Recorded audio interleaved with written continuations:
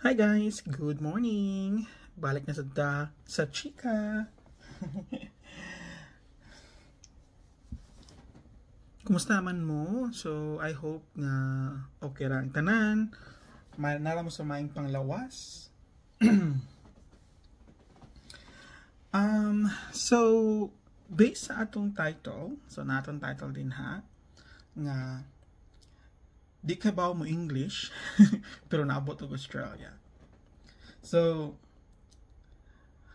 ako personally jud di ko kabaw mo English. Sa tinud-anay lang. Kuan lang kanang pachar-char ra mga kaibaw. So di gid kabaw. Siguro dagig makarelate ani no kay kanang sa mas common man siya sa Filipinos nga inana nga either mauwaw mo English or di jud kabaw mo English.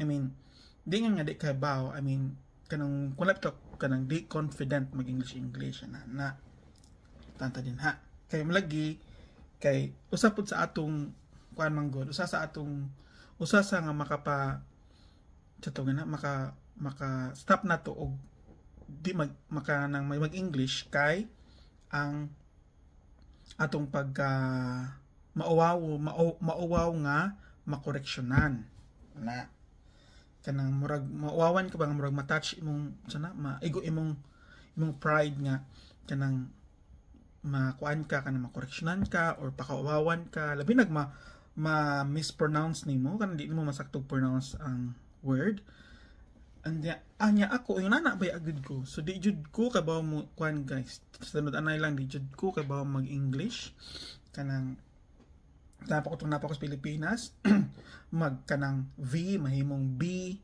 unya kanang F mahimong P kaya taw ano bitaw kanang flag full ana manana bitaw manana ang mga kuan flag full unya kanang water pools anana inana gid akong English sa una guys so mas kasi ko naton karon so kuan siya kanang common murag feel na ko common siya siguro sa mga kanang kay bawo mo English din ha makaingon lang tag sana all sana all kay bawo mo English so mura siya murag common siya murag nya utong na pa ko sa Pilipinas makaana jud ko nga kanang lisuda ni kuan no kanang ma-abroad ka kay di ka kabaw mo English ba nya unsaon ka na atong wala pa jud ko naabot tari guys na pa ko sa Cebu nagtrabaho pa ko kanang kuan sa Cebu nya so unta kanang ganahan gud ko mo abroad adto unya kay isa sa rason nga kanang maulaw ko mo adto sa kanang mga agency bitaw kay di ba na may kanang mga agency sa Cebu mga kanang recruitment agencies nga magpadala og trabahante para gawas isa sa kanang mahadlok ko or mauwaw ko nga mo adto sa agency kanang mag-inquire. Ano ta mag-inquire niya basta magpa-Englishon ka didto niya di ka kabaw mo English, hagbong ka dito. So ano bitaw? Mo gito kung kahadlukan sa una. Mao nang mas kadagan kay mga agency sa Cebu, daghan kay mga kanang mag-ingon nga pangita mag-agency dito na ana dito na makarelate ko nganong magduha-duhag adto kay usa ana sa rason kay ang katulaging kuan di kay ba mo English aside sa tanang kwarta na kanang di kay pa mo English mo gito kung kuan sa una nya so sumara ko nga murag nawalan ko paglaom adto nga ano ko nga di man siguro ko maka abroad yun ani okay di man ta kay ba mo English nya pagpa English unta kay kuan man magtuwad balis ka ng grammar kanang mahimong she nya kanang sa makarelate yun lang so ito ka na mahim ka nang magwingkog ka nang masag babae matawag na kog he masag lalaki matawag na kog she unya kanang mga is mga was mga nana bitaw kanang mga past tense mga kuan kanang bisag nilabay na present gyapon ng imong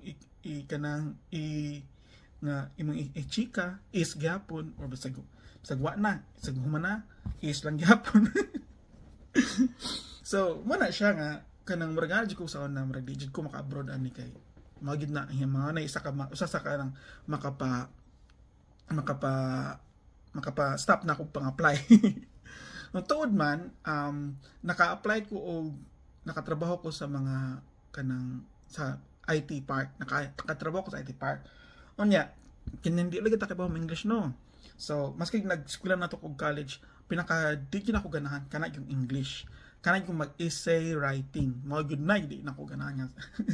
So maka-relate, comment below. Bitaw ka nang sa mga di ka nang mag-exam na, nanay exam. Pag maingon na ganito, this essay, blah blah blah, 20 points, diyan na dyan na matanggong ang kuan. Diyan na dyan ko mahagbong.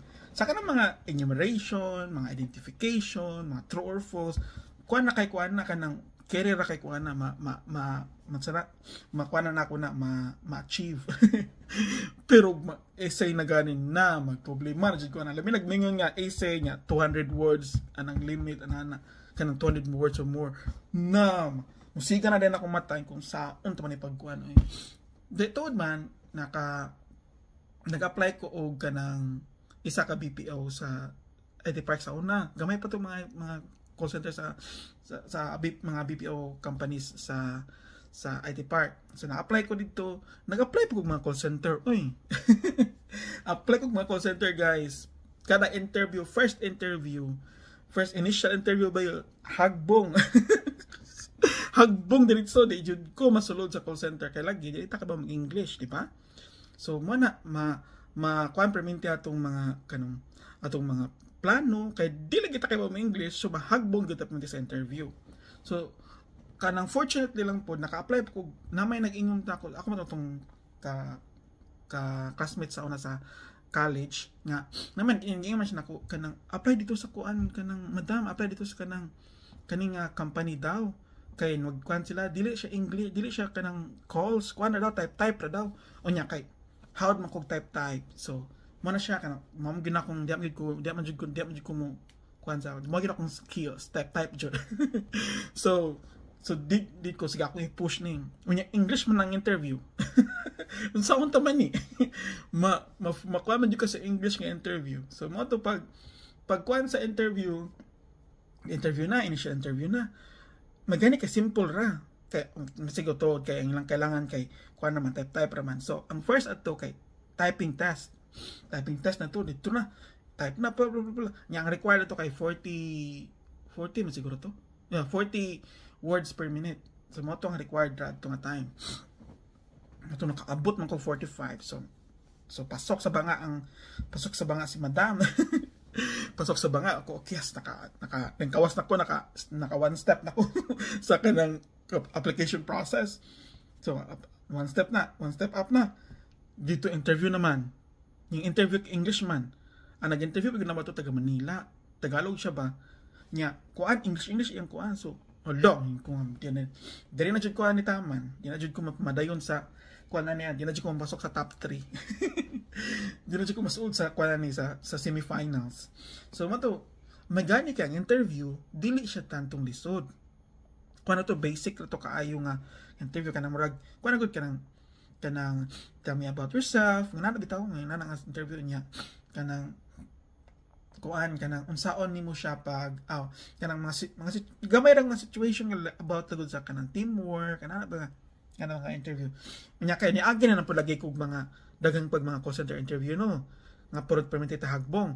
So murag sa kadto nga mga nahagbong nako nga interview nga di ko makapasar-pasar pasig maabot lang og step kaduha nga after sa initial interview dito na ako murag kuan og experience nga mo din kasagaran mga questions which is most of the time ang question gyud ana is tell me about yourself or unsa imong mga experience ana bitaw nga imong ma-share. So mo to nga dito na ko okay ako maniwan ako sa pagtubag nya katupod nga time kay di pa man to uso ang YouTube sa una mo to yun nga YouTube. So kuan na to tanan kanang mga website. So ang ako pong gikuan na to is mahagbong ko ako na pong i-search sa internet kung saan siya pag tubag. Kanang unsay mga sample nga tubag ba. Nya. Na timing nga ito nga time kay nakakatuwa pangutana nanak ko itubag kanang nanak ko ikuan nga mo anya akong itubag anan. Kaya mo to gibutan sa website nga na pagtubag anan. So mo to nga mapro akong pagtubag gani. Chika ya pag kuman kay ninyo to nga tawagon kanang ato lang sa gawas maghuwat mo sa gawas kay tawagon ra mo kung pasar ba mo. Unya pagkuan kanang pagka next pagkuan na human nagtanan og interview. tawag na one by one. Wala, man ko natawag pa. Wala, man ko natawag. Kung na hagbong gyapon. So, matay mahimo. Na-apply na taglaing company. And then, said, second to the last nga kanang kuan tawagon, natawag akong pangalan. Napasok sa banga. So, pagpasok sa banga, kung hi, mga nag siya, Lord, thank you so much. Then, nalapoy lang interview, final interview. Sana naman yung tani, wey. Nakaabot na tani nga steps nga. Ang final interview na po. May kanya, final interview ra kay sayon ra siya. Dili ingon nga, lisod nga interview. Kuan ra to, kanang unsay mga expectations, sa salary expectation, anana niya. Ako, ang expectation na to kay kung nga, bahala na kung say kuan offer. basta masod lang yun ko, basta na ko experience, anana. Sumato nga, kanang pag offer na, kuan na mo na itong interview niya, tagaan na rin may offer letter. Yung pagkatapos sa offer letter, kuan na siya kanang, kuan na dayon. Mao na ni ang offer niya. Ako gyud ato dayon diretso gyud ang kuan kanang grab na. Mo na gyud ni, kanina gyud. Kay wala na ila kanang this is my kanang step na gyud. First step na nako na siya sa kanang sa career. So mo to nga dawat, mo to nasugod na kog trabaho. Unya sa katong company kay again type ra mo to siya no. So dili na kayo wala kay nagamit imong English. Unya pag mga pila ko ka years dito, nagstay ko mga 3 years masiguro kapin. Unya nibalhin ko lang company. Nya before ko na ba naadto nang apply pa ko. Agi na po tag interview dai. So di na punta makuha na sa da. May gani adto kay murag ni sa kanak ng experience. Murag na koy mga idea nga unsay kanang kuan to unsay kanang unsay mga paaging, unsay pag-interview, unsay pag-anana. So tapos nila 3 years na kung nilabay so ni grow na po kagamay. So mo to pag interview na sa kuan, may gani kay ang katong gi-apply po nako is di siya call center. Kuan siya, mura siya type, murag email representative me kumbaga. Email among peg. So mura siya type gapon pero nanay grammar kay mag English naman katong type sa una kay type naman kung unsa makita nimo sa screen. Mura yung type. Karon kay English na yun mag response na gid ka nga kan naka-paragraph na nabitaw sa email. Nya, mo to kay okay ko nga sige ato na i-push ato i-try. Mo to pag interview first ka interview man kuan man to kanto nga company sa una stream wala na may stream karon. Pag kuan to pag interview na pag first initial interview may gani kay na pasar na ko salamat nakapasar ko. Na second interview ato kay kuan man typing wala na typing okay na daog ra na tapos sa type ang kailangan nila to kay 30 words per minute naman to. Ninabot mas sa bayot og 50. 50 naman ko ato nga time nga typing speed. Kasi bigyan ka naman sa kanang type no. Mas lain sa kaya maka mo arangkada din ang apart. Mato nga pag final interview, kuan na ang among OM na to nga, OM sa pangato niya. Ang kuan na to sa unang position. So siya na interview. Ang interview ato kay kanang simple ra na dili kay casual interview. So dili ka siya tantong struggle.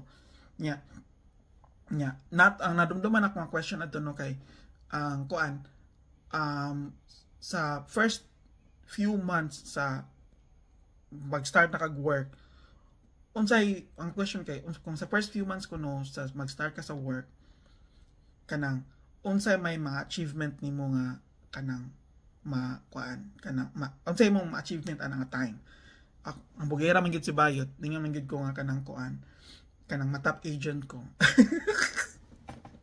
Oh my goodness.